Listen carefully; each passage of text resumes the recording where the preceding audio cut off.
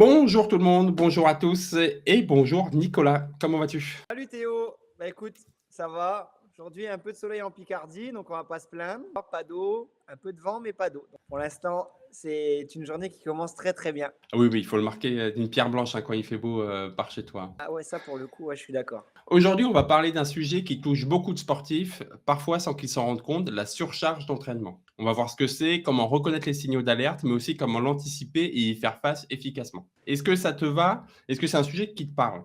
Ah ouais, moi ça c'est un peu le sujet de tous les jours, j'ai envie de te dire. Parce que, bah, voilà, dans la planification d'entraînement, bah, on cherche aussi à calculer en fait cette charge pour qu'elle soit déjà en plus progressive et du coup aussi adaptée à l'athlète. Donc ouais, ouais, c'est un sujet là qui me fascine parce qu'il y a beaucoup de choses à dire dessus et je pense que c'est un sujet très important pour un amateur comme un athlète confirmé. Top, parfait. Alors, donc dans un premier temps, on va essayer de la comprendre, ensuite de la détecter, ce qu'on peut mettre en place pour l'anticiper et enfin des stratégies pour y faire face. Quoi faire une fois qu'on se rend compte que, ben, on est en surcharge d'entraînement et qu'il faut faire attention. OK? Ok, Alors comment toi tu définirais la surcharge d'entraînement? alors, déjà moi je le vois avec les athlètes par rapport à ce qu'ils ont l'habitude de faire. C'est ce que je demande toujours, avec quelqu'un avec qui je travaille, je vais débuter une programmation.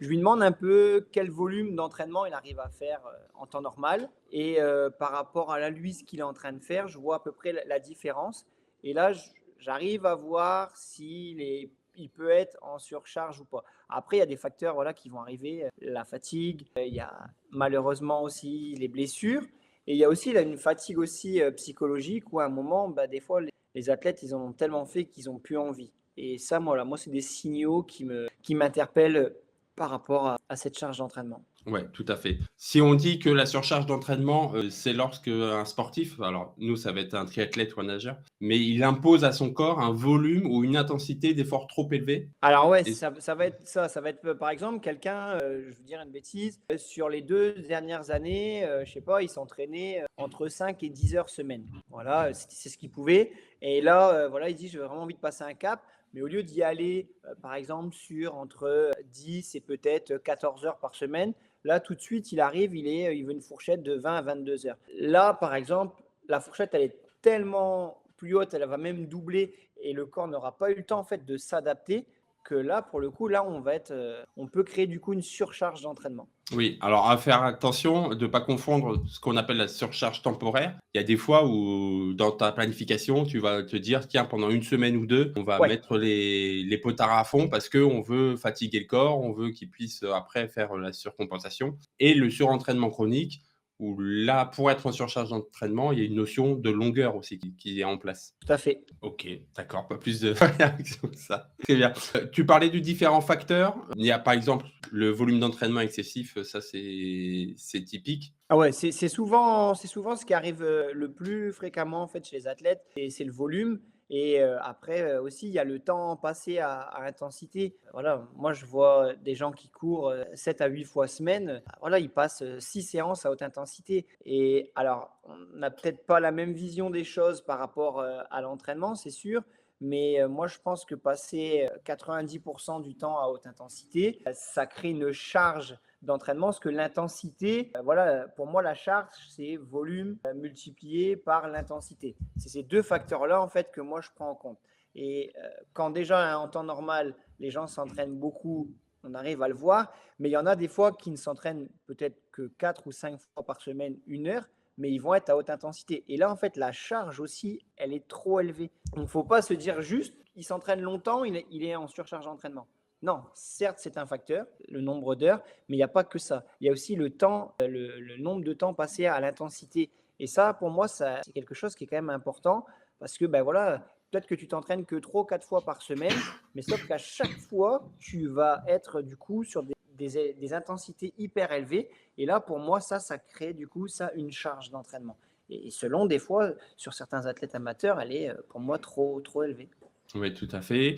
Il y a aussi le c'est un peu lié, hein, mais le manque de récupération entre 2 séances qui peut être facteur et entraîner une surcharge si, entre 2 séances, on prend pas le temps de récupérer, on laisse pas le temps au corps de se remettre des traumatismes créés par l'entraînement. Alors, ça, j'ai envie de dire, c'est un sujet qui est encore aussi encore plus large dans le sens où c'est sûr, quelqu'un qui fait du triathlon, ok, il va pouvoir avoir des intensités le lundi, je veux dire une bêtise, en course à pied, mais peut-être que le mardi, il va avoir des intensités en natation. En fait, c'est juste il va falloir essayer de mettre en fait les intensités sur les éparpillés sur la semaine, mais comme tu dis, en faisant en sorte d'avoir des journées, même s'il y a de l'entraînement, avec des intensités quand même beaucoup plus basses. Parce que là, selon des profils que j'ai déjà eus, sur 7 jours, le gars, il avait une intensité haute par jour dans une des disciplines.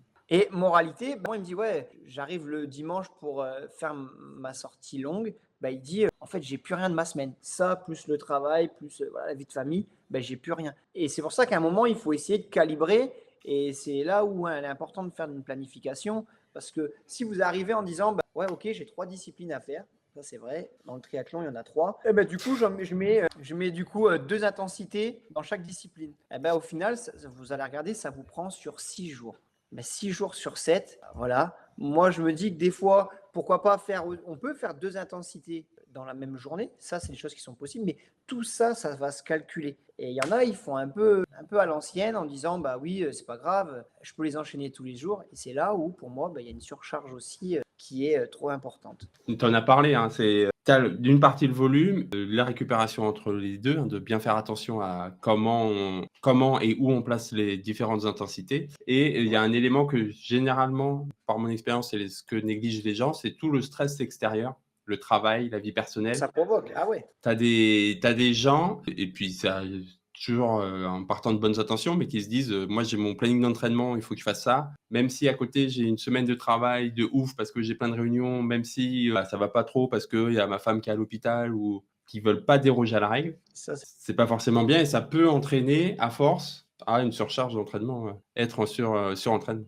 on est là-dessus, je suis tout à fait d'accord avec toi. Et c'est vrai que des fois, les gens ont du mal à se dire, bah, il faut mieux louper une séance d'intensité et à la limite la remplacer par un footing. Ça, il y en a, ils ne le conçoivent pas du tout, par exemple.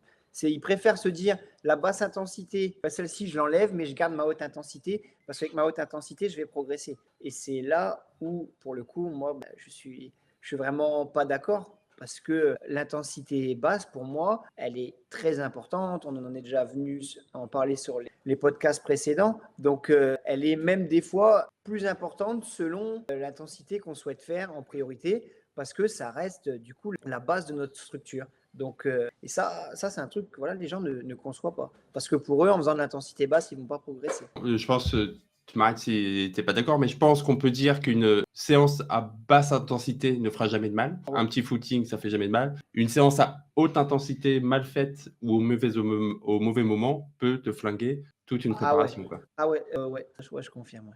Donc, faire attention des fois, comme tu dis, hein. J'avais une séance de fractionné de prévue ou une séance de sprint en natation, je me le sens pas, je suis un peu fatigué ou j'ai fait une semaine un peu plus compliquée ou je reviens de maladie. Bah, je vais juste nager une petite heure ou faire un petit footing d'une demi-heure tranquille sans forcer. Ça peut être tout aussi bien. Mais alors là, moi, je te rejoins à 100% sur ça. Mais il y en a qui ont vraiment du mal à le comprendre. Tu vois, il est là le souci, quoi. Et comme tu as dit, c'est savoir s'écouter. En fait, on le sent. Alors, c'est sûr qu'il ne faut pas se le dire à chaque fois. Il ne faut pas se dire à chaque fois qu'il y a une séance d'intensité, ah, je suis fatigué. Non, là, pour le coup, non, là, c'est pas bon. Mais on sent vraiment quand on a de la fatigue, voilà, avec tous les facteurs qui engendrent la vie de famille, la vie professionnelle.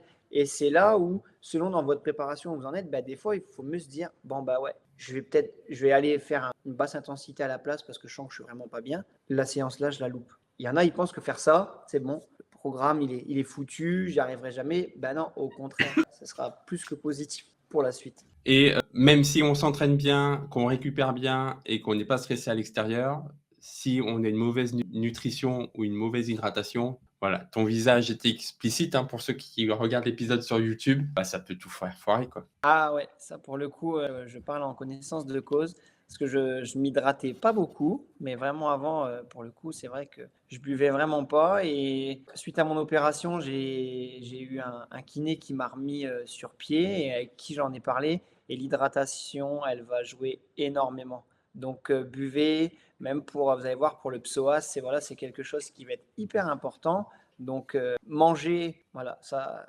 j'ai envie de dire, c'est aussi comme l'hydratation, c'est obligatoire, mais on a le droit de faire des excès, ça, on prend un jour en revenir là-dessus. Mais en tout cas, l'hydratation, c'est vraiment quelque chose d'important. Et j'ai envie de dire, boire, même quand on est au travail, il n'y a pas d'excuse. Il y en a, ils me disent, bah oui, je travaille, je ne peux pas boire. Une bouteille, un thé. Alors moi, j'évite la caféine, mais ça pour d'autres choses. Mais voilà, on peut toujours boire dans la journée. Moi, je pense que peu importe le métier, on a toujours un temps pour boire un coup. Ah oui, je l'ai vu quand je préparais mon marathon. À ce moment-là, j'étais éducateur sportif et j'enchaînais les cours d'aquagym et je le fais à haute intensité à chaque fois. Bah, j'avais des crampes, je dormais mal et tout. Et dès que j'ai commencé à boire suffisamment, Et ça a été beaucoup mieux. ça passe beaucoup. Ouais. Donc maintenant qu'on a Voilà. compris ce que c'est que le surentraînement, bon bah déjà Nicolas me laisse tout seul et va faire un petit thé. Très bien. Ouais. On va se concentrer sur les signaux de la surcharge d'entraînement. Donc quels sont les indicateurs que chacun va pouvoir ressentir ou que l'entraîneur va pouvoir voir pour pouvoir voir les petits signaux qu'on va vous envoyer sur la surcharge d'entraînement. Et je comble le temps qu'il arrive. Comme ça me fera moins de montage après. Et voilà, il est là avec son grand sourire et sa petite tasse. Alors, on va faire d'abord les signaux physiques. Quels signaux physiques on ressent ou toi, tu vois en tant qu'entraîneur? Alors, moi, je le vois en course à pied en général, je vois les gens se tassent beaucoup plus quand ils courent. Après, vu qu'il y a énormément de surcharge, ils ont beaucoup de douleurs musculaires. Ça, voilà, c'est des choses qui arrivent assez fréquemment. L'envie, mais ce qu'on va voir le plus, voilà, ça va être ça. Pour moi, ça va être la foulée qui n'est plus pareille, les douleurs musculaires qui vont arriver. Et malheureusement, si la charge est trop élevée, la blessure, quoi. La Ouais. blessure arrive. Et souvent, nous, c'est souvent une période qui arrive aussi souvent avec la charge d'entraînement. Et puis après, bon, on sait qu'on a un laps de temps après sans rien. Ou certains essayent de compenser ailleurs, mais bon, pour l'idéal. Oui, si au bout de 400-500 mètres, vous avez déjà mal aux bras, les bras lourds et vous avez l'impression de ne pas avancer ou que ça vous demande plus d'efforts que d'habitude. Alors attention, hein, quand vous le ressentez une fois, ça peut arriver. Hein. Mais si sur 2-3 entraînements d'affilée, vous le ressentez, faites attention. Donc, tu as parlé de la fatigue. Il peut y avoir aussi des troubles du sommeil. J'ai noté certaines fois quand j'avais des nageurs qui me disaient « Ouh là là, j'ai mal dormi » et ça plusieurs fois d'affilée. C'est Alors aussi un ça, tu vois, signal j'ai qui jamais m'envoie. eu. Ça, j'ai jamais eu ça. Moi, je l'ai eu quelques fois sur des jeunes qui, mais comme ils le disent, une fois, ça, comme tout, hein, ça arrive. Mais plusieurs fois d'affilée. Alors ça se trouve, c'était pas du tout ça. Hein. Mais je me suis pris comme un signal de attention. Ouais. Voilà, c'est un symptôme qui peut être là. S'il y en a d'autres, je suis un peu plus attentif, quoi. Ok. Mais je sais que c'est une question que je pose souvent à mes nageurs. Comment tu dors, quoi. Toi, non, tu fais pas de lien avec le sommeil. Alors, honnêtement, non. Il y a une application là-dessus. En plus, moi, ils ont tous des montres connectées, donc et ils dorment avec. C'est qu'ils calculent tout ça. Mais c'est vrai que, honnêtement, en fait, ils sont tellement nombreux que je vais te dire que j'ai pas trop le temps. Et en plus, moi, ils ont là-dessus. C'est vrai que c'est quelque chose qui est assez usant. Mais moi, ils ont une application avec qui je travaille pour faire des retours sur leur entraînement. Et moi, déjà, ils ont déjà du mal à les remplir, ça. Bah, Donc, ça. comment te dire que d'aller en plus leur dire que tous les matins, pour ceux qui se réveillent à 5h45 parce qu'il faut aller à l'école et voilà, c'est pas ici, qu'il faut qu'ils remplissent ça, bah ouais, clairement, je sais très bien qu'ils vont pas le faire. Donc, je vais au final m'investir beaucoup pour pas grand-chose. Donc, C'est sûr. Mais c'était généralement dans la discussion, quoi. Ah bonjour, t'as bien dormi? Le temps qu'ils mettent le bonnet avant d'aller dans l'eau, le temps qu'ils réclament des explications pour essayer de gratter 100 mètres de nage en moins. ça, quand ils rentrent avec 5 minutes de retard dans l'eau, bon, ça, on pourra faire un épisode qui m'exaspère, ça. Ah ouais. La fréquence cardiaque, est-ce que tu as noté un impact entre la fréquence cardiaque au repos et le fait d'être en surentraînement? Il y en a qui disent Alors, que ça a un impact. Moi, je ouais. n'ai pas pu le vérifier encore. Moi, je l'ai vu lors d'un stage qu'on a fait ici avec mes jeunes. Puis j'avais invité deux personnes de l'extérieur, Antoine Vertex, hein, qui est en D1 à Calais. Puis bah, du coup, il y avait aussi Marie-Vise qui est aussi en D1 à Poissy. Et on avait vu qu'à la milieu de semaine, tu vois, on avait une période vraiment de charge où ça représentait entre 25 et quasiment presque 30, ouais, ils étaient à presque 30 heures d'entraînement dans la semaine. Et en fait, la fatigue, elle était tellement importante qu'au final, la fréquence cardiaque ne montait plus. Donc, quand on a fait en fait le premier travail du coup du seuil 1 à pied, où on s'était basé à la fréquence cardiaque, on a dû réajuster parce qu'en fait, la fréquence cardiaque ne montait pas. Et donc, ce qui faisait que, en fait, il devait encore courir plus vite pour que ça augmente. Et là j'ai tout de suite compris qu'il y avait cette surcharge d'entraînement qui était du coup présente. Donc au final, je leur ai demandé de rester à ces pulses-là. Mais quelqu'un qui, lui, on va dire, ne connaît pas la charge d'entraînement, bah, elle va se dire, oh là là, d'habitude, je vais dire une bêtise, à 14 km/h, j'ai tant de fréquence cardiaque, là je ne l'ai pas, donc je vais devoir peut-être courir à 15. Et au final, la personne se fatigue encore plus. Et là, c'est là où ça peut devenir aussi néfaste parce que les zones ne sont plus respectées et ça va engendrer aussi une fatigue supplémentaire. Moi, je sais que quand j'ai fait une dépression et quand j'ai fait cette dépression, alors que j'ai un repos de 50-55, bah, au repos, j'étais à 110. Ouais, Donc, c'était un des signes qui m'a fait comprendre qu'il fallait faire quelque chose. C'est, oula, c'est pas normal d'avoir un rythme cardiaque aussi important. ouais, je vois ce que tu veux dire. Tes transitions, tu verras l'expert en transition que je suis devenu parce qu'on a fait les signaux physiques et maintenant on passe aux signaux mentaux. Tu vois, lien avec la dépression qui fait lien entre tout. J'ai fait le lien, mais après, c'était un moment qui était compliqué pour toi. Donc, et moi, je trouve que c'est bien et c'est tout à ton honneur du coup d'en parler parce qu'il y a plein de sportifs qui font des dépressions. Et voilà, c'est toujours des fois un sujet un peu tabou parce que oh non, tu fais du sport, tu dois être heureux. Ouais, mais il y a des fois, voilà, il y a d'autres facteurs qui rentrent en compte. Et bah, toi, pour le coup, tu as eu ça. Et bah, déjà, je suis très content que ce soit passé. Mais ça, c'est un truc où toi, tu peux apporter ton expérience. Ouais, carrément. En signaux mentaux, tu parlais de la perte de motivation tout à l'heure. On n'avait Ah plus ouais. envie. Encore une fois, je pense qu'on va le dire souvent, mais si un jour on n'a pas envie, c'est normal, ça arrive à tout le monde. Ça arrive, exactement. Mais Il faut faire la si c'est régulier, différence, voilà. ouais. Il faut faire la différence entre si une fois, oh, j'ai un peu la flemme, j'ai pas envie, et vraiment où vous recevez votre programme le dimanche ou le samedi, et là, ben, lundi, oh ben non, ben, je dirais que j'ai ça. Oh là, le mardi, non, puis mercredi. Et plus ça va commencer à se répéter là, et pour moi, c'est là où il faut tirer un peu la sonnette d'alarme, parce que quand vous n'allez plus à l'entraînement avec l'envie, avec le plaisir, eh ben, moi, des fois, c'est ce que j'ai déjà fait pour le coup, et c'est ce que je dis à mes jeunes, par exemple, l'été. L'été, ils ont une coupure de 3 à 4 semaines, mais c'est souvent 3 semaines. Eh ben, je leur dis, faites autre chose que du triathlon. Donc, je dis, vous n'allez pas courir, vous n'allez pas nager, vous n'allez pas rouler, faites autre chose. Et ben voilà, il y en a, ils vont au paddle, ils vont jouer au badminton, ils sortent, ben voilà, ils vont avec des amis, ils font des choses, et en fait, ils n'ont pas l'habitude. Et là, vraiment, je leur dis, mais carte blanche, mais si tu as envie de sortir tous les jours, tu sors tous les jours. Mais faites des fois autre chose que ce que vous avez l'habitude de faire aussi au quotidien. Et parce qu'à un moment, c'est une routine. Et la routine, c'est ce que voilà, tout humain a du mal à en sortir. Et ça, pour le coup, moi, je trouve que ça, c'est pas toujours bien. Parce que moi, voilà, ils savent que le lundi, c'est cool, que le mardi, c'est dur, le mercredi, ils savent que c'est dur aussi à pied. Et à un moment, on plonge voilà, dans cette routine d'entraînement. Et des fois, selon ça, plus le volume, ça procure aussi des fois une charge d'entraînement assez élevée. Et ben, pour certains, des fois, ça peut faire une overdose. Et c'est pour ça que je vous invite, si voilà, une fois de temps en temps comme ça, bon, on a la flemme, voilà, il pleut, on n'a pas envie, ok. Mais si ça vient, c'est assez régulier, moi je pense que là, il faut se poser les bonnes questions. Oui, non, carrément. Si au bout de 2-3 entraînements d'affilée, on n'a pas envie d'y aller et puis on se force, là, il faut pas hésiter à en parler autour de soi ou à l'entraîneur. On est aussi là pour ça. Et Moi, je l'ai eu. tu l'as eu? Ouais, je l'ai eu. Un C'était. nageur qui est venu te parler ou toi qui avais plus envie? Non, non, non. Moi personnellement, c'était du coup l'année dernière. L'année dernière, j'ai fait une saison assez longue avec un triathlon où je voulais vraiment aller chercher un chrono en fin d'année, donc au mois de septembre. Donc j'étais parti de septembre de l'année d'avant jusqu'à septembre. Et là, c'était vraiment, vraiment, vraiment long. Et en plus, je savais que je reprenais du coup le boulot en plus au mois de septembre. Donc il y a vraiment un tout qui s'est cumulé. Et ben, quand j'ai coupé 3 semaines, ça m'a fait un bien fou parce que j'avais vraiment mais Ah, plus tu du tout envie de m'entraîner. Il faisait beau, je voulais même pas aller m'entraîner. Et là, je me suis dit, ouh là, ça commence à être pas bon.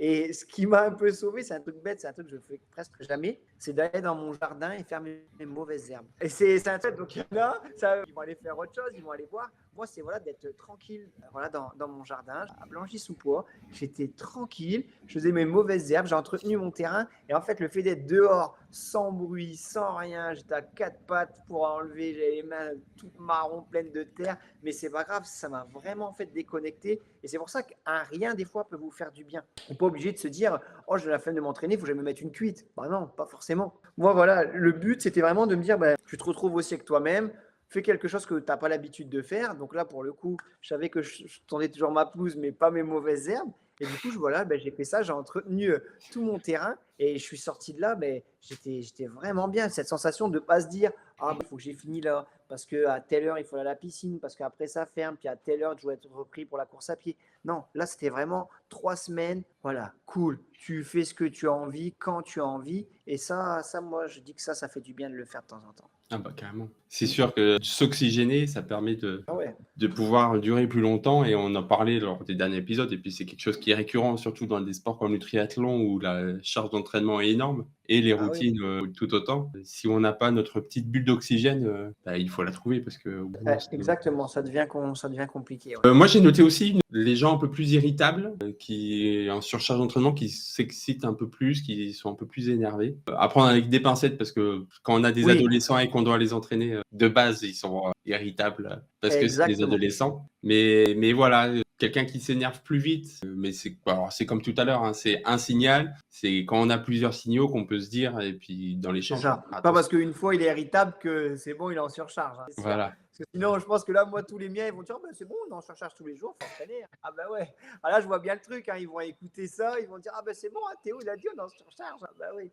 Non, non, c'est pas comme ça que ça marche. Donc non, non, c'est quelqu'un qui va te dire au début de l'entraînement: «Tiens, j'ai pas bien dormi», qui va s'énerver parce qu'il arrive pas à mettre son bonnet, qui va pas avancer, qui va être fatigué. Là, tu te dis et ça sur, 2-3 fois, attention, là, c'est des signaux rouges, quoi. Exactement. Donc on a compris ce que c'était, on a compris comment on pouvait le voir. Du Ouais. coup, qu'est-ce que toi tu mets en place pour anticiper? Pour Pour anticiper éviter le surentraînement, ouais, donc alors moi, tout simplement, comme j'ai expliqué tout à l'heure, je fonctionne avec une application, en fait, qui calcule aussi la charge d'entraînement. Donc, ça prend du coup le volume de l'entraînement, donc la durée, pardon, si vous préférez, ainsi que l'intensité. Et donc, du coup, en fait, ça me fait des calculs de charge. Et j'ai des graphiques, en fait, par athlète, où je vois où est la charge, en fait, d'entraînement, comment elle va être amenée à être progressive. Et puis, lui, en même temps, avec ce que l'athlète me remplit, en termes de sensations, en termes de ressenti, ça lui met aussi, moi, ce qu'ils appellent du coup aussi cette fatigue. Et je vois où est ma courbe et où est la sienne. Et c'est avec ça, en fait, que je jauge un peu. Donc, après, ça, c'est ce qu'il y a, moi, sur l'ordinateur. Et après, il y a ce que moi, je vois aussi. Je sais comment mes séances, elles peuvent être. Je sais que des fois, voilà, ça ne va pas être très difficile, mais je sais qu'ils vont peut-être avoir 2 voire 3 séances assez longues. Et je sais que ça représente aussi, en fait, une charge d'entraînement. Donc, en fait, ça va être voilà, de trouver le bon curseur chaque semaine. Et puis, des fois, faire aussi des semaines un peu plus cool. Moi, je sais que des fois, il y en a qui tournent, voilà, on avait déjà discuté avec un repos semaine. Il y en a, ils font un repos tous les 15 jours ou 3 semaines. Voilà, là, je vois que à l'heure actuelle, mon groupe, là, il y en a qui ont fait quelques compètes. Le week-end prochain, on va être en compète aussi. Là, je vois qu'on arrive sur une période aussi assez difficile avec le temps. Ben là, voilà, je sais qu'il va falloir qu'ils puissent couper 5 jours, voilà, faire 5 jours off pour du coup repartir avec les batteries bien chargées. oui, oui. C'est sûr que la première partie à faire, et c'est au binôme coach et athlète de le faire, c'est une planification intelligente Ah ouais, déjà de l'année, de le faire de façon intelligente. Et c'est pour ça que c'est important pour moi d'être accompagné. Hein. C'est pour être capable d'avoir cette planification et d'avoir un des deux membres du binôme qui prend assez de recul. Parce que souvent, les athlètes, ils vont te dire non, mais c'est bon, ça va le faire. oui, exactement. Ah, c'est la phrase. Alors là, celle-ci, vas-y, tu peux même l'écrire quand tu vas publier ça sur YouTube. Vas-y, écris-la. Parce que ça, c'est vrai. Non, non, t'inquiète, ça va le faire. Oui, mais non, ça ne va pas le faire. Non, non, ça ne va pas le faire et on le sait très bien. Et là, moi, tu vois, je vois que ben là, il y en a qui ont encore fait des RP, donc des records personnels encore hier. La semaine prochaine, on va à Houille. Voilà, je sens qu'il y en a là, tu vois, ils sont, le pic, il monte. Voilà, donc par rapport à ce qu'on voulait. Mais je sens que là, voilà, il va falloir après redescendre un peu pour pouvoir remonter plus haut. Et c'est là où. Alors après, oui, il y a l'application, on va me dire c'est facile, mais l'application, je ne veux pas dire que c'est du virtuel, mais voilà, demain, un athlète ne remplit pas, ça me fausse aussi mes courbes. Il faut aussi écouter son athlète. Moi, je le vois aussi physiquement, comment ils sont. Voilà, on pose des questions par rapport à la journée, voilà, leur charge aussi au niveau scolaire. Il y a plein de facteurs. Et je pense que la meilleure des choses, c'est de connaître la personne qui est en face de vous. Et moi, à partir de ce moment-là, moi, je sais que là, aujourd'hui, les miens, je les connais par cœur, que ce soit les plus grands ou les plus petits. Et je sais quand ça va ou je sais quand ça va pas. Et là, même si à l'entraînement, en ce moment, ça va vraiment, vraiment bien, je suis très content, mais là, je sais que même si eux, non, non, non, on coupera plus au mois de janvier, non, il va falloir qu'on coupe là 5 jours. Oui, non, carrément. Et on reparle de l'importance du binôme et du temps que ça prend. Ah ouais, par Il contre, faut oui. que le coach connaisse son athlète, ça prend du temps et faut pas avoir peur de se laisser le temps et d'ajuster au fur et à mesure. Donc, pour revenir à la planification, il y a la planification de tes différents cycles. On parlait de commencer par un cycle d'endurance pour pouvoir reprendre les bases, attendre avant de mettre de la vitesse, mais aussi la planification de ta propre semaine. De se dire, le lundi matin, je nage, je mets de l'intensité, et le lundi après-midi, par contre, ça va être une sortie vélo toute tranquille pour Et pas. ça, on pourra. J'ai fait un mémoire là-dessus quand j'ai passé mon DE. Et on pourra un jour, je pourrais te l'envoyer et qu'on expose un peu. Comme ça, ils verront les micro-cycles que j'ai pu faire, micro, macro. Et comme ça, que moi, les gens ils puissent se rendre compte comment ça fonctionne une planification et comment on fait pour la mettre en place. Bah, carrément. Si ça vous intéresse, n'hésitez pas à le mettre en commentaire. Voilà, qu'on fasse un épisode spécial sur la planification, comment la préparer. Et pourquoi pas, si jamais tu as un athlète ou j'ai un athlète, on peut peut-être faire la planification en direct et la préparer comme ça en fonction de timing où on fait cet épisode. Mais ça peut être intéressant d'avoir un cas concret. Ouais, bah, franchement, avec grand plaisir, hein, avec grand plaisir. Je sais que ce mémoire-là, moi, il avait été validé, donc Ouais. voilà. Je pense que quand il est validé, c'est que on reconnaît que le travail, il doit être au moins pas mal. Donc, je ne veux pas dire qu'il était des top, non, mais il était pas mal. Donc, non, non, c'est pour ça que oui, moi, je peux montrer là-dessus sans problème ces choses-là et peut-être pouvoir aider certains. Et il y en a d'autres qui vont se rendre compte aussi un peu de comment c'est fait et un peu la complexité. La complexité. Oh là là, c'est Oh, bah, dur à dire. j'espère qu'on t'a relu pour ton mémoire, hein. Oh là là là là là. Il n'est pas Donc facile. là, Il n'est pas facile. C'est plus de exactement. 3 syllabes, attention. Mais comme ça, voilà, ils vont se rendre compte un peu des choses et pourquoi pas après venir, voilà, venir vers Théo ou moi-même pour faire un programme d'entraînement. Et au moins, vous pouvez vous décharger de cette partie qui est un peu complexe. T'as pas retenté le mot et c'est bien. Tu parlais d'avoir le retour de l'athlète. C'est important hein, que les athlètes, Ah ouais. les nageurs aient un carnet d'entraînement pour suivre leurs sensations. Il Ouais. n'y a pas forcément besoin de beaucoup, juste une note sur 10 sur leur état physique Ouais. général, une note sur 10 sur les sensations qu'ils ont eues lors de l'entraînement. Et Toi, rien tu que ça, marches avec quoi? moi, je marche à l'eau hein, généralement. Non, tu marches avec quelle application pour envoyer tes entraînements et avoir des retours comme ça? Moi, j'ai pas d'application type. Je fais un site internet pour chacun de mes nageurs, un espace Notion où on échange comme ça et puis après avec WhatsApp. Mais j'ai pas d'application comme toi, t'as. Ah, d'accord. Ah, je pensais que c'est pour ça. Non, non, moi je suis à l'ancienne, moi. Moi, je fais mes courbes tout seul. Hein. J'ai pas besoin d'avoir une machine qui me dise attention, faut faire gaffe. Ah, moi, je disais ça au début quand j'avais 2-3 personnes. Puis quand j'en ai eu un peu plus d'une quinzaine, là, je me suis dit, ouais, en fait, là, c'est mieux. Ah, tu m'étonnes. Ouais, c'est là où moi, ça a été quand même un peu plus complexe. Mais j'espère qu'après cet épisode, il y a plein de gens qui vont prendre des rendez-vous, des visios gratuites pour échanger. Et puis que dans un mois, je te dirai peut-être, oh là là, j'ai dû passer sur les applications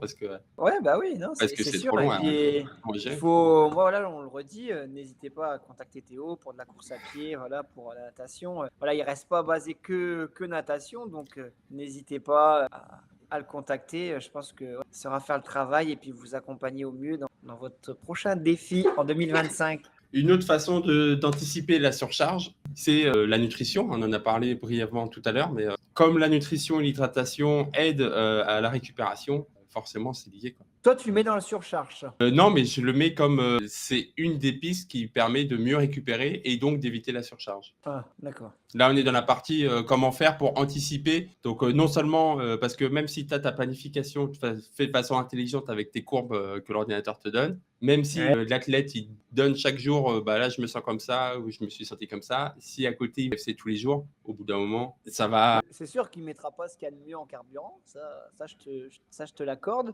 Mais enfin, tu as peut-être raison dans le sens où c'est peut-être un facteur qui va aider et qui va éviter la surcharge. Mais moi, j'arrive pas à voir. En fait, bah voilà, je connais des gars qui tournent à l'huile de frite tous les jours et qui performent, tu vois. Alors, ils performeront peut-être pas tout longtemps, tu vois, mais je sais qu'ils n'ont pas une alimentation qui est saine, mais pourtant ça n'empêche que voilà, c'est des gens qui ont déjà fait des temps, qui ont déjà eu des sélections équipe de France sur 100 kilomètres et ouais, voilà, Ah oui, c'est mais par exemple, tu qu'à voir Ronaldinho au foot. Alors, voilà, il a par une exemple. hygiène de vie catastrophique, mais imagine la carrière qu'il aurait eue s'il avait eu une hygiène de vie, irréprochable. Alors, beh, je sais pas parce qu'il y avait eu un joueur de foot, du coup, qui avait été au Girondins de Bordeaux, puis aussi à Marseille, Souleymane Diawara, qui avait expliqué aussi que quand il était venu à Bordeaux, sous l'ère, de Laurent Blanc, voilà, il faisait vraiment attention à avoir, alimentation saine, je sors plus, je bois plus et c'est Louis Gasset, du coup, l'adjoint de Laurent Blanc, qui lui avait demandé après 2-3 mois, voilà, en disant: «Bah, qu'est-ce qui se passe? Parce que tu es méconnaissable, tu es pas du tout en fait, dans la forme qu'on souhaitait et puis, voilà ton niveau de jeu, c'est vraiment pas ça et il a dit: «Bah, je fais attention, je sors plus, je fais plus ce que je faisais en fait avant» et bah, en fait Jean-Louis Gasset lui a dit: «Bah, qu'est-ce que tu faisais avant?» Bah, il dit: «Oui, avant je sortais le jeudi, je prenais une cuite, le jeudi soir, mais en tout cas le samedi ou dimanche, bah, j'étais en forme» et il a repris ses habitudes et il a dit, «Bah, moralité, j'ai fini, meilleur défenseur de France, en reprenant ça». Donc, il y en a en fait, je pense qu'ils sont pas propices à avoir une alimentation, tu vois, comme Ronaldinho, Bah qui vont non, avoir une vie, Paris. irréprochable pour performer. Parce que moi, je pense que, Ronaldinho, voilà, quand tu as été ballon d'or, comme lui, bah, tu as été meilleur joueur du monde avec une alimentation, avec une vie, un peu à la con et tu vois, ça a marché. Oui, mais bien sûr que ça Donc marche. Mais parce que là, tu as le côté mental qui fait tout et pour les 2-3 personnes pour qui ça marche, tu en as 99 pour qui ça va pas marcher et et même après je dis même pas pour que ces c'est bullshit, 2-3 là, mais c'est sûr que sur un long terme, c'est néfaste et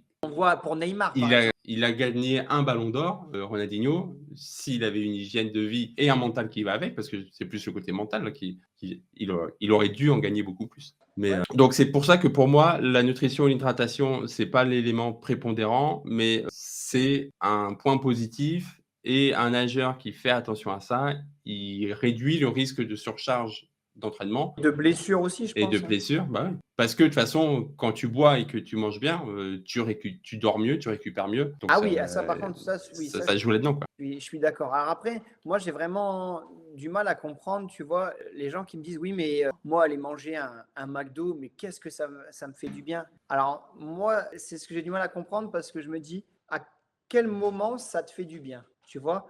Quelle est cette sensation de bien-être là-dedans quand tu sais que ce que tu vas manger, ça va être néfaste pour toi? Alors peut-être pas sur le coup, mais à long terme, en fait, c'est néfaste. Moi, c'est ça où j'ai un peu de mal à comprendre entre, c'est ce bonheur instantané de dire oh ça fait du bien, mais qu'après ah ouais bah non ça c'est pas en fait c'est pas pour Bah, moi ça. s'ils le font, c'est qu'eux, sur le moment, ils prennent plus de plaisir que les conséquences que ça va avoir.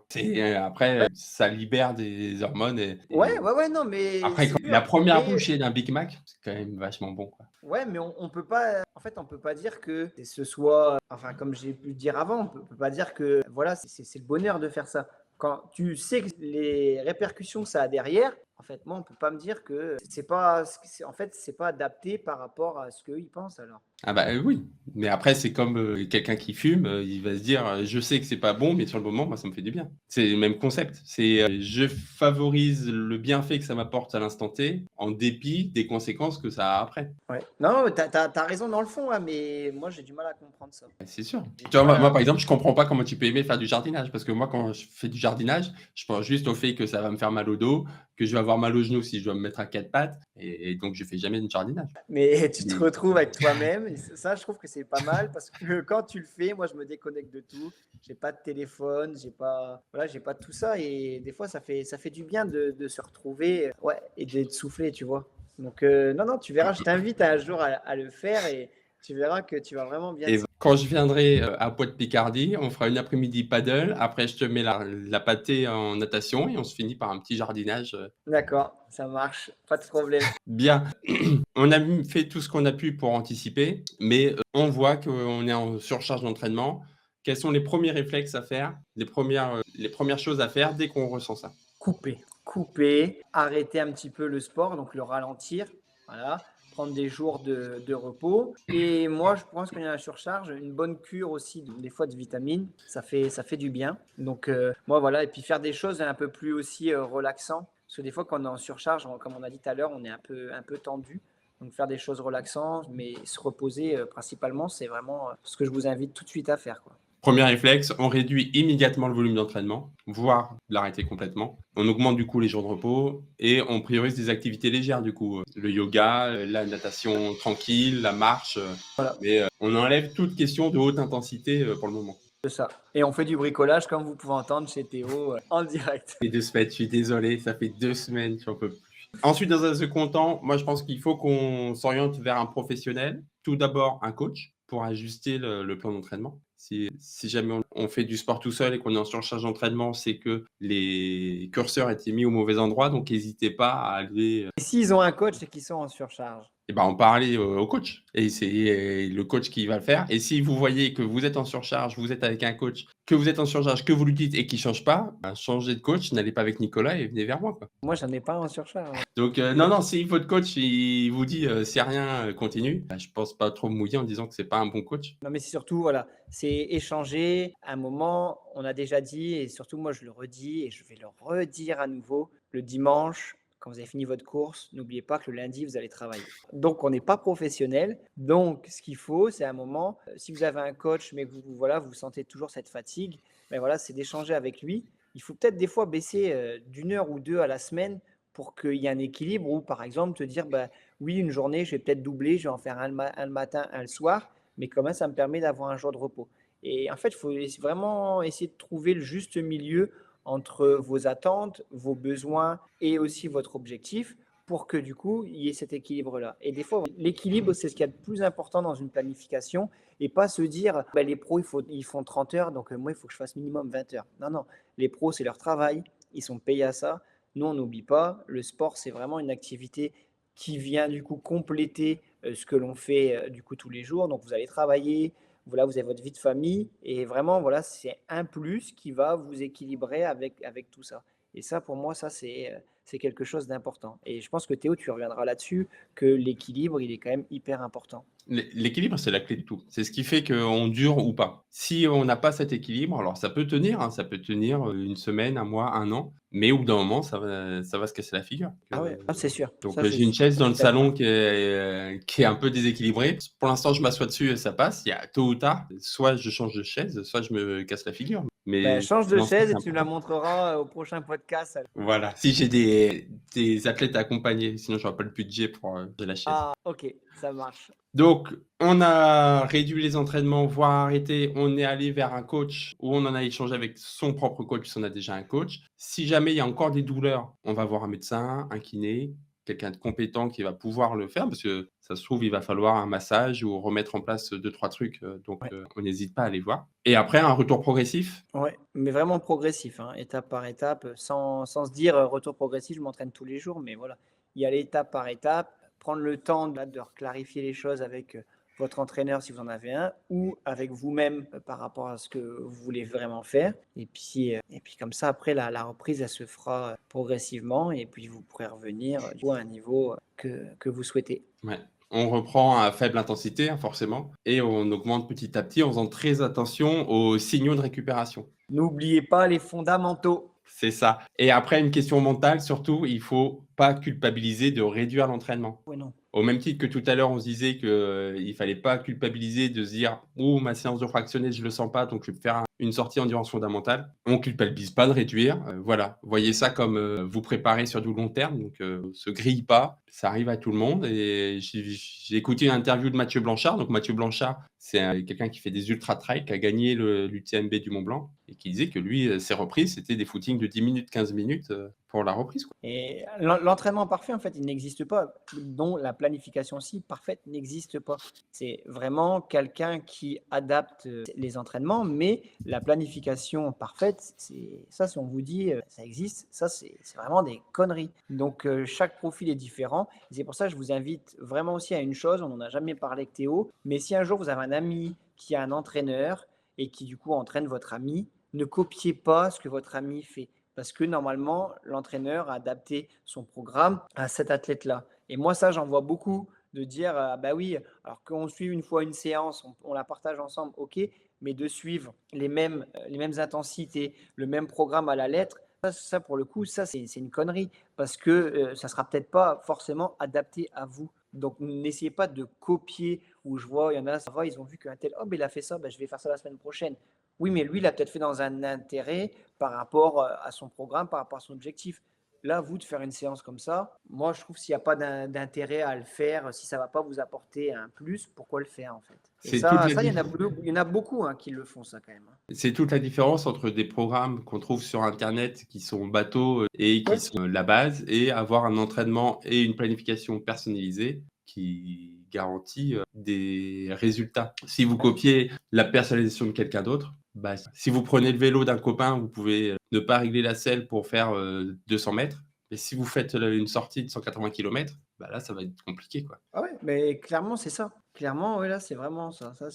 Là, je pense que je suis tout à fait d'accord avec ça. Parfait. Et pour finir, je pense qu'on peut se dire qu'il faut bien se rappeler que le repos, ça fait partie du processus. Exactement. Le repos va avec la performance. Donc, à partir du moment où il n'y a pas de repos, du coup, je sais pas, dans vos semaines ou dans vos cycles, c'est qu'il y a, il y a, vra- il y a un problème. Alors après, comme j'ai dit, moi, j'ai des athlètes qui n'ont pas de jours de repos dans la semaine, d'accord? C'est pas parce que j'en ai qui s'entraînent 7 jours sur 7 qu'il faut se dire, ah bah ouais, moi aussi, je vais faire ça. Non, eux, c'est parce que voilà, après tant d'années, voilà, le corps, il est adapté et il arrive à faire ça et voilà, ils ont un repos tous les 15 jours ou 3 semaines. Mais ce n'est pas parce que certains le font que vous devez le faire. Moi, à l'inverse, pour le coup, je sais que j'ai besoin de un, voire 2 repos dans la semaine pour bien me sentir. Alors, il y a des jours où je vais doubler. Voilà, je vais faire 2 entraînements, mais voilà, j'ai besoin de minimum une journée de repos dans ma semaine quand je suis en période d'entraînement. Moi, en ce moment, j'ai besoin de 7 jours de repos dans ma semaine. Ben, c'est bien, mais je vois que ton nombre d'entraînement est assez conséquent, donc c'est bien.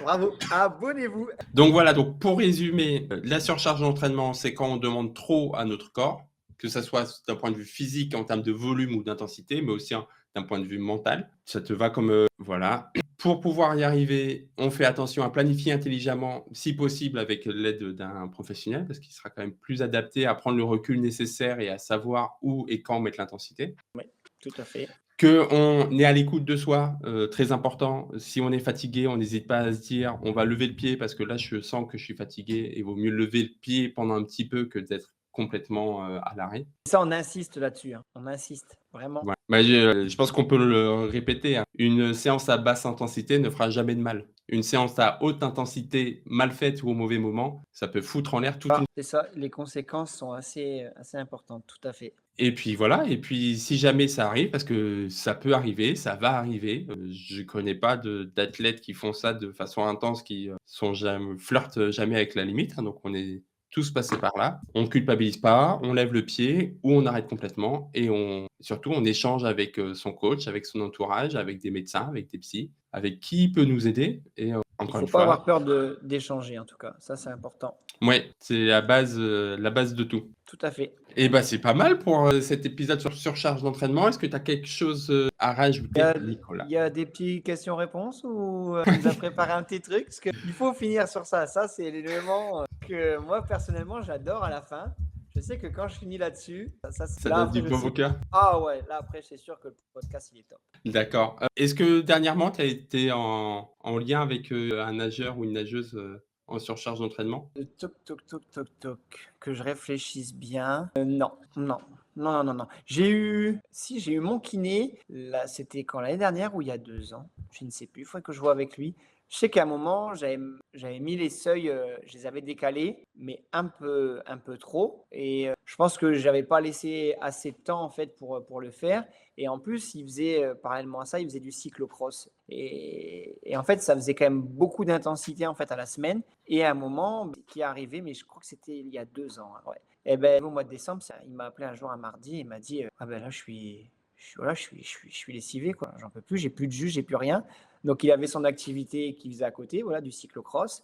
Plus il y avait les entraînements du tri et il n'a pas réussi à jongler sur tout, avec aussi des intensités qui étaient là, qui ont été, moi je l'avoue, mal calibrées de ma part, un peu hautes par rapport à ça. Et pour le coup, ben voilà, il a dû couper une bonne semaine à 15 jours pour se refaire la cerise. Et puis, on a fait ça. Et l'année d'après, je lui avais dit, bah, tes seuils, je les redécale encore, dans le sens où je les ai rabaissés. Et je dis, tu verras, tu vas faire un hiver beaucoup mieux et tu vas progresser. Et je pense que ça a été le meilleur choix que j'ai pu faire dans le coup pour ma carrière. Dans ma carrière, parce que aujourd'hui, l'allure que je lui avais donnée au seuil 2, donc je lui avais dit avant, là, quand je lui ai dit on va redescendre, on le faisait à 4,05, 4,05, 4,10. Voilà, donc lui, c'est vrai qu'il se sentait vraiment bien, moins fatigué, moins dur. Et là, pour 2024-2025, on fait son seuil 2 entre 3,55 et 4. Sachant qu'avant, c'est ce que je lui avais demandé il y a 2 ans et il était complètement pendu à chaque séance. Et il y arrivait, mais il y avait voilà, vraiment à chaque fois, c'était un effort qui était max en fait. Et le fait d'avoir changé, de recalibrer et d'avoir enlevé aussi cette activité annexe qui était le cyclocross, qui aussi lui demandait beaucoup d'efforts, du coup, avec ce calibrage-là, aujourd'hui, voilà, il a passé un cap à pied. On va voir la semaine prochaine à Houille, mais je pense qu'il y aura son meilleur chrono du coup sur le 10. Et moi, je trouve que c'est vachement gratifiant. Alors déjà, il ne faut pas avoir peur de se dire, oui, ce que j'ai fait, c'est pas bon.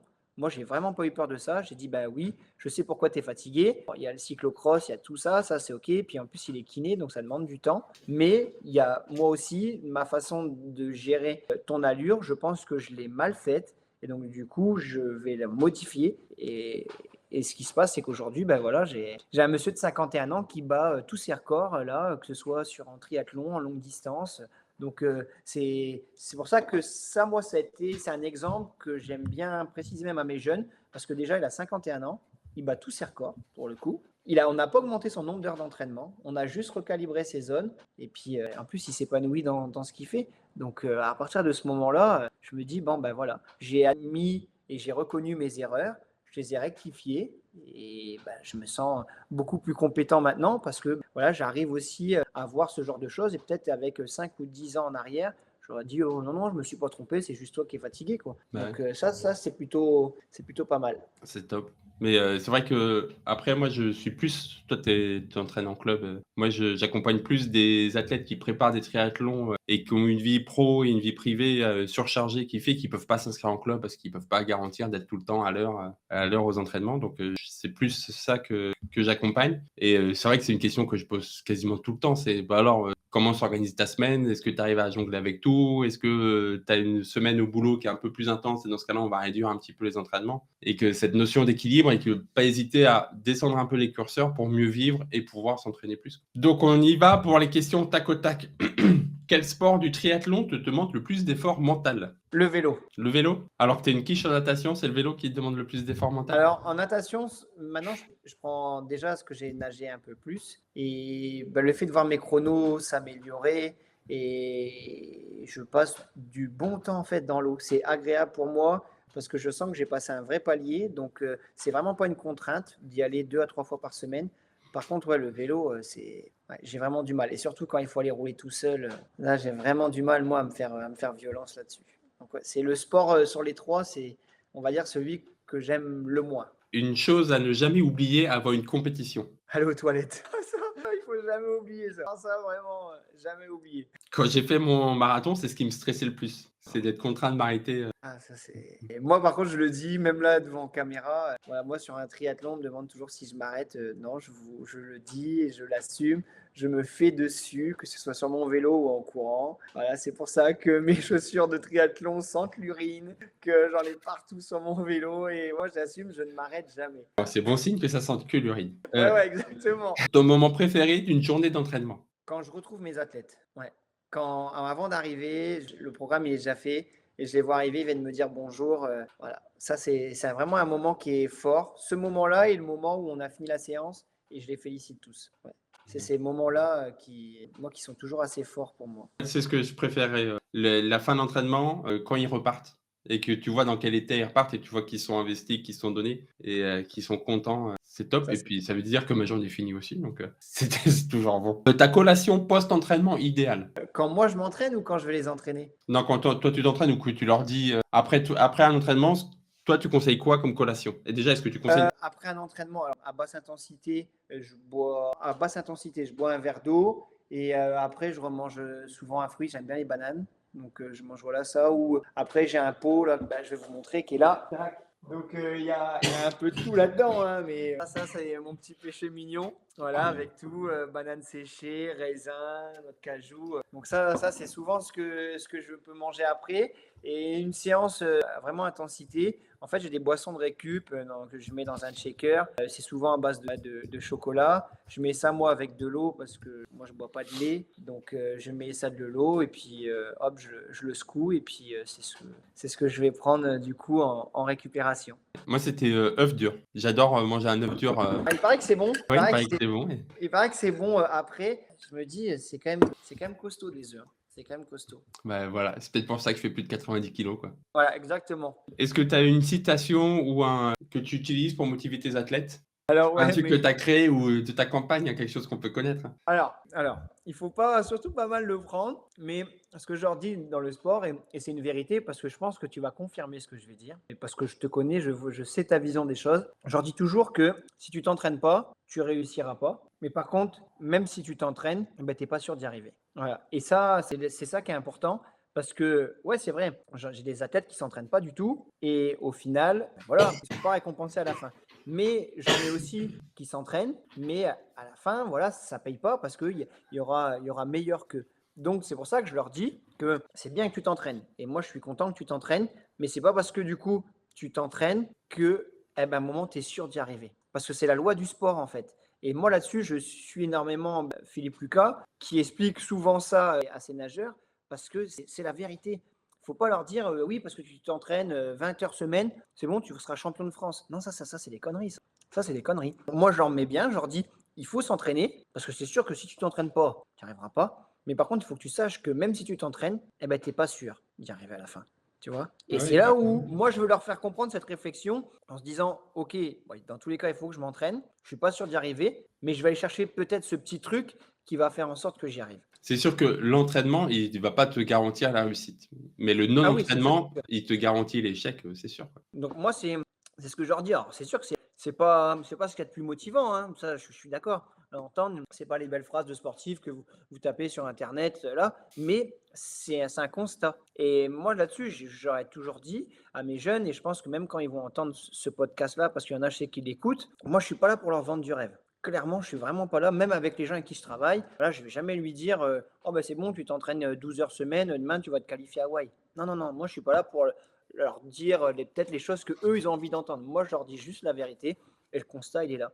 C'est que voilà, on s'entraîne pas, on n'y arrive pas, on s'entraîne, mais on n'est quand même pas sûr d'y arriver. C'est tout. C'est un constat et c'est comme ça dans le sport, malheureusement. Malheureusement ou non. Ou non, C'est oui, oui, oui. c'est ça aussi qui rend tellement bon quand tu réussis, quoi. Voilà, et c'est ça. Et c'est ce qui va aussi pousser certains à se dire, bah, allez, je vais essayer quand même d'aller chercher ce petit truc-là en plus. Et ça va passer par bien manger, comme tu dis. Je vais bien boire, je vais prendre soin de mon corps et tout. Je vais me coucher de bonne heure.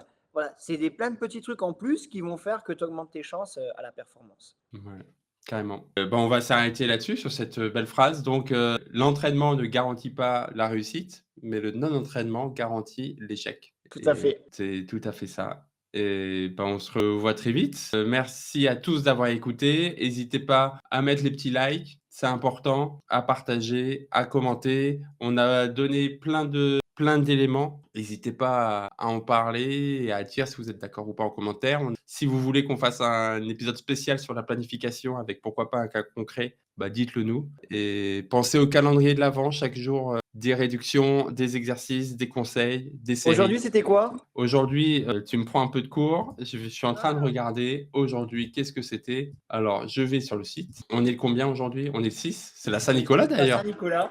C'est la Bonne fête, Saint-Nicolas aujourd'hui. Nicolas. Aujourd'hui, c'est à croire que c'était fait exprès, mais c'était sur la récupération. Ah, ok. Donc, le point du jour, c'était la récupération active. Le point à explorer, différentes techniques de récupération active, une nage lente, des étirements, une respiration contrôlée, des massages ou des automassages. L'objectif du jour, c'était de prendre 5 minutes pour nager à un rythme très lent après chaque série intense. Et la petite inspiration, une citation, c'était la récupération est la clé de la progression. Et pour aller plus loin, j'ai partagé une radio que j'écoute quand je fais mes sorties en course à pied endurance fondamentale. Mais Une petite. c'est quand ça? Parce que tu t'es en repos 7 jours sur 7. Non, moi je t'ai dit, c'est ce dont j'avais besoin. Mais je cours au minimum une fois par semaine. Mais ma balance me dit qu'il faudrait que je cours plus souvent. Mais D'accord. on pourra en parler parce que là, moi j'ai du mal à courir parce que j'ai pas d'objectif. Ben J'ai pas voilà, ben il l'objectif faut, pour. il faut le clarifier. Bah, voilà, donc on Ouais. clarifiera cet objectif très vite et j'ai un autre point faible, c'est que moi j'ai besoin de commencer, mes sessions, mes objectifs, à des moments clés. Genre je peux pas dire: «Je reprends le sport un mercredi». Non, c'est le lundi que je reprends le sport. Ah ouais, d'accord, OK. Si je commence un nouveau cycle, ça sera le premier d'un mois. Je peux pas là, on est le 6, c'est baisé. Je peux pas commencer en mode: «Allez, on est le 7, le samedi 7 décembre, je commence un cycle d'entraînement». Non, Si, on c'est le peut. problème. Moi, j'y arrive pas. Donc voilà, je suis en train de réfléchir à quel objectif me mettre en 2025. Ah oui, je sais pas, refaire des temps sur 10 kilomètres ou semi-marathon, ça peut être un objectif. Ouais, j'en parlerai, si j'ai un coach, course à pied, si seulement j'en connaissais un, je pourrais donc très bon Nico, je te remercie, merci pour cet échange, très intéressant. Merci à toi, merci comme d'habitude, merci pour les invitations, parce elles font toujours plaisir et puis voilà, c'est des sujets, qui comme toi me passionnent donc c'est vraiment un plaisir. Merci beaucoup. Merci à toi, à très vite, continuez de nager, nagez malin et puis on se voit très vite sur YouTube, sur Facebook, sur Instagram et on échange très vite. Ciao, ciao. Salut, ciao!